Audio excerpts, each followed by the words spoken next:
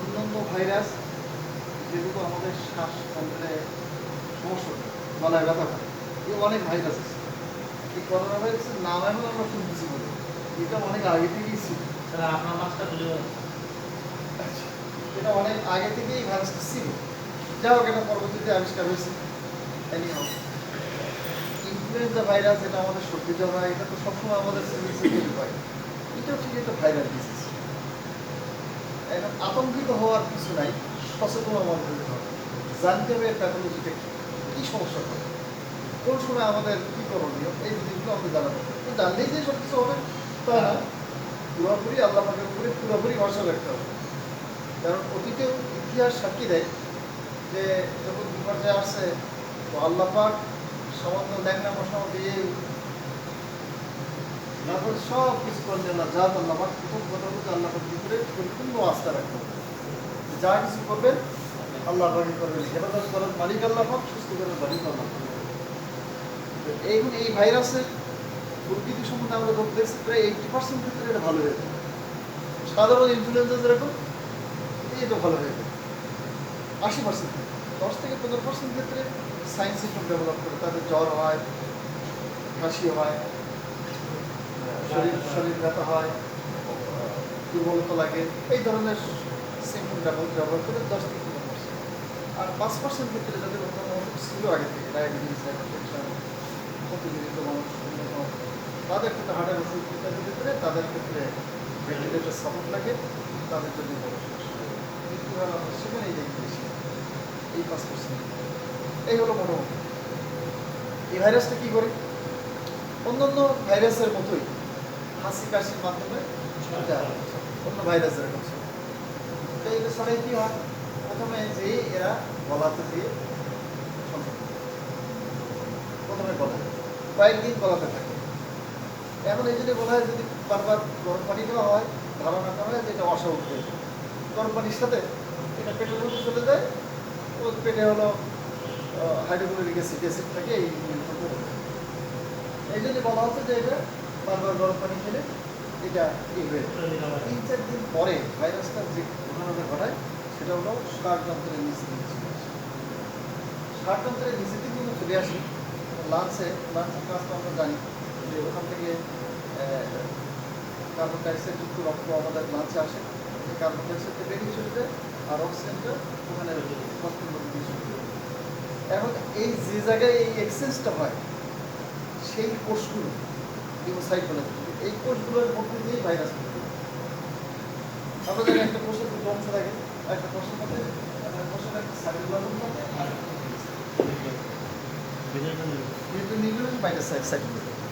এখন এইটা হলো সাইটোপ্লাজম আর এটা হলো নিউক্লিয়াস। এখন ভাইরাসটা, এই করোনা ভাইরাসটা সরাসরি যে সাইটোপ্লাজমের মধ্যে গেল, এই সাইটোপ্লাজমের মধ্যে যে এই সাইটোপ্লাজমটাকে ব্যবহার করে ওর কাজ কি, বংশ বিস্তার করে। 1 থেকে 2, 2 থেকে 4, 4 থেকে 8, 8 থেকে 16 এরকম করে যখন বংশ বিস্তার করে বেড়ে গেল বংশ বিস্তার করলো। কিন্তু ওর ভয় আছে, এই ভাইরাসটা আল্লাহ একটা শক্তি দিচ্ছে এই নিউক্লিয়াসকে, এই ভাইরাসকে। এখন যাতে এর বংশধরকে মেরে ফেলতে না পারে, এই জন্য এই ভাইরাস নিউক্লিয়াসটা বেড়ে যায়। কোনো সেলের নিউক্লিয়াস যদি মরে যায় তাহলে সেই সেলটা মরে যায়। এখন সমস্যাটা দাঁড়ায় কোন জায়গায়, এই নিউক্লিয়াসের ভিতরে ঢুকে একটা প্রোটিন, কি প্রোটিন করে একটা প্রোটিন আছে, সরাসরি ঢুকতে পারে। আল্লাহ এর এমন ক্ষমতা দিচ্ছে ওর কাছে আসে ভাইরাস বেরিয়ে যাবে।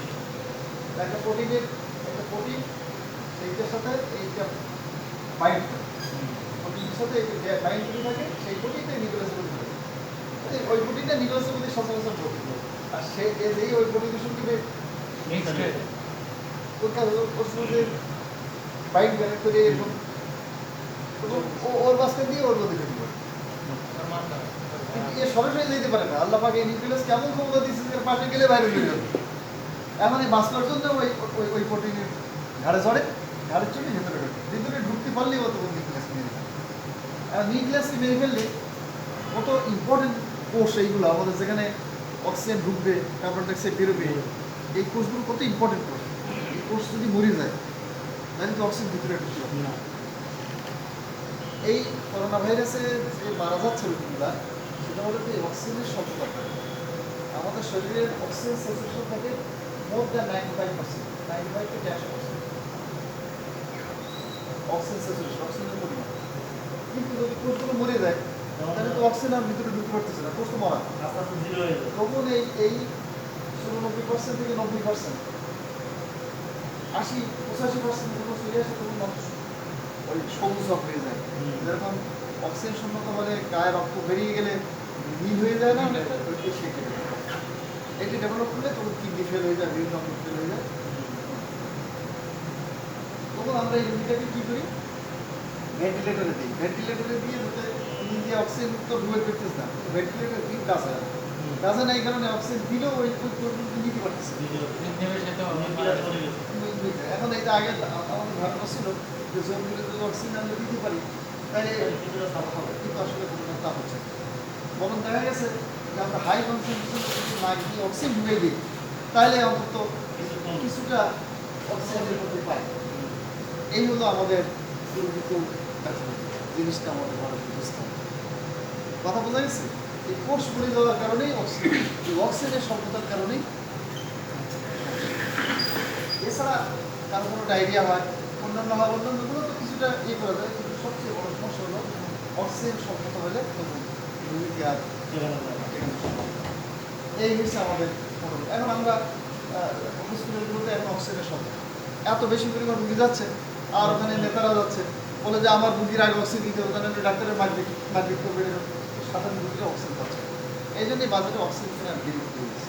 অক্সিজেন নিয়ে যাবে আর একটা 5 অক্সিমেট্রি, যে কত পার্সেন্ট আছে অক্সিজেন, এটা বাজারে কিনতে পাওয়া যায়। 5 অক্সিমেট্রি আর একটা অক্সিজেন, এটি দিয়ে আমরা যদি বাড়িতে চিকিৎসা করি, অক্সিজেন দিলাম, দিয়ে দেখি যে অক্সিজেন স্যাচুরেশন ঠিক আছে, বাড়িতে রেখে দিই, দেখলাম যে অক্সিজেন স্যাচুরেশন ঠিক নেই, তাহলে আমরা হসপিটালে আসবো। হসপিটালে যে খুব বেশি কিছু করতে পারবে তা কিন্তু না। এখন বাংলাদেশ মেডিকেল কলেজে যে গবেষণাটা হচ্ছে, ওরা 60 জন রোগীর উপরে গবেষণা করে দেখছে যে যদি করোনা ভাইরাসের সিমটম প্রথমে জ্বর, ফুসফুসে জ্বর, কাশি, গলায় ব্যথা হইলে সাধারণত যদি ইভারমেক্টিন একটা ট্যাবলেট, ইভারমেক্টিন ট্যাবলেট বাংলাদেশে 3 থেকে 4 পাওয়া যায়।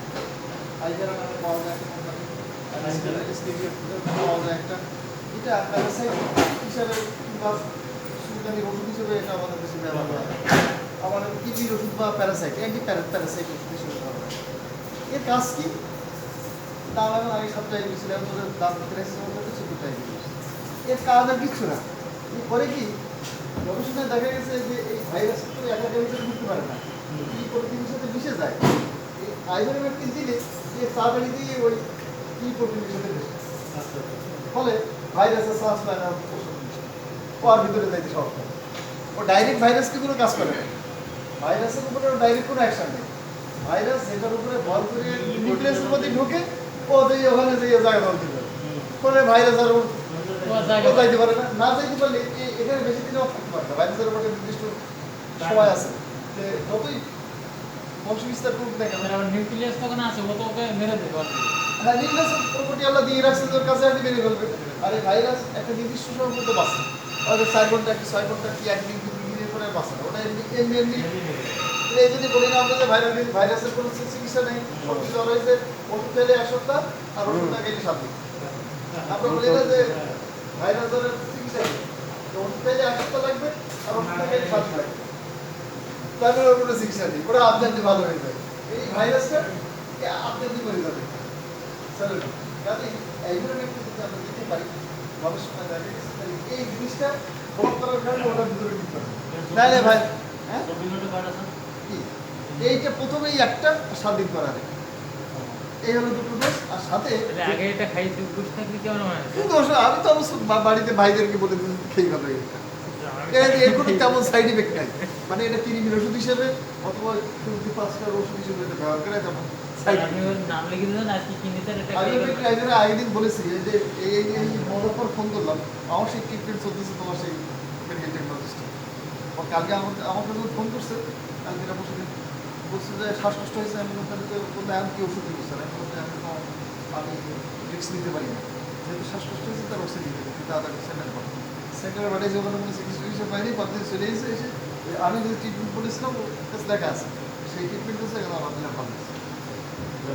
তাই এই হলো আজকেও টিফিন দিলাম বিল্লুকে যে মডার্ন ডায়াগনস্টিক সেন্টার যে বলে ও দর তাহলে এই ট্রিটমেন্ট দিয়ে আসছে।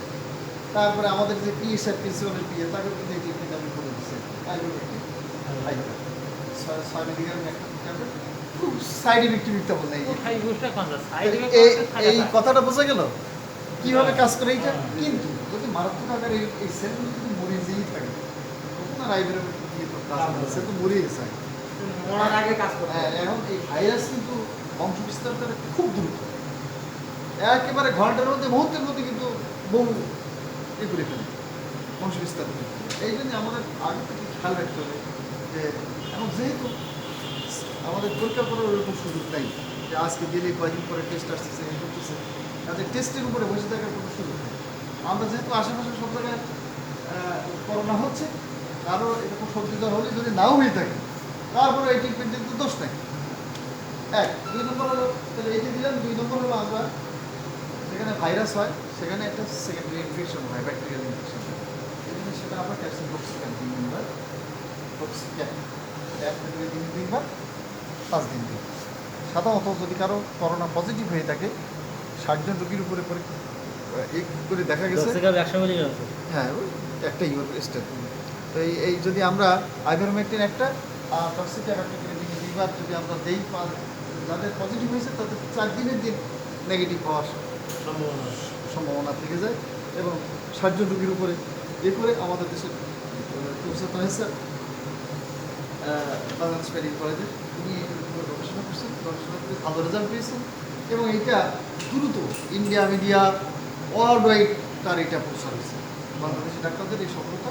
এবং এইটাই আমরা এখন পর্যন্ত যে ট্রিটমেন্ট সেটা কিন্তু এইটা আমরা আগে দিতাম অ্যাজিথ্রোমাইসিন, কিন্তু এখন এই যে একটা গবেষণায় আসছে এই জন্য আমরা এটা দিচ্ছি।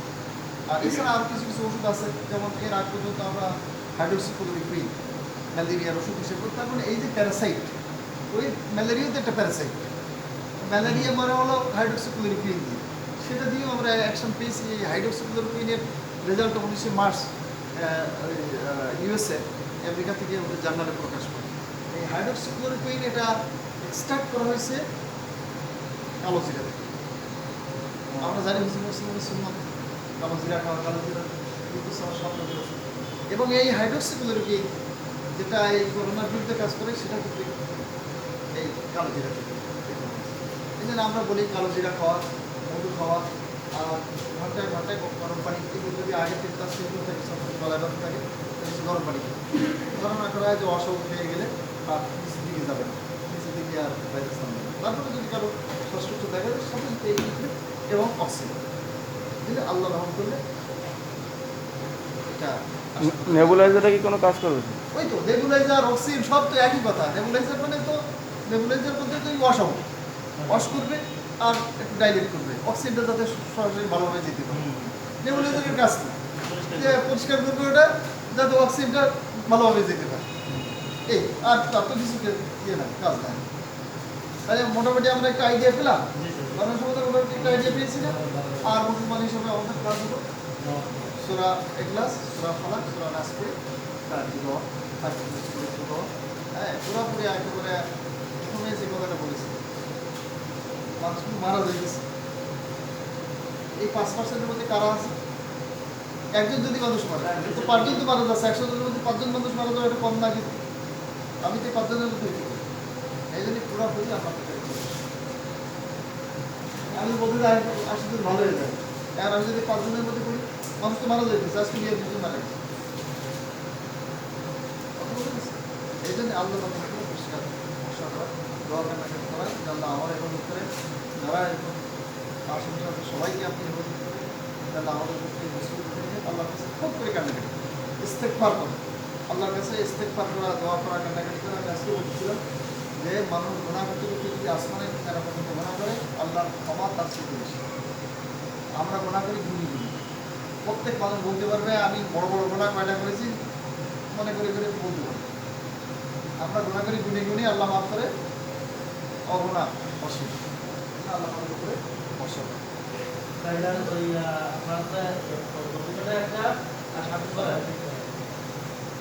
এভাবে একটু নিবে না আমাদের দেশে ভ্যাকসিন তো আর কোম্পানি যেটা মার্কেট করে এই জিনিসই কি করে টাকা দেখছে শুনো এই যে আমি যে বললাম না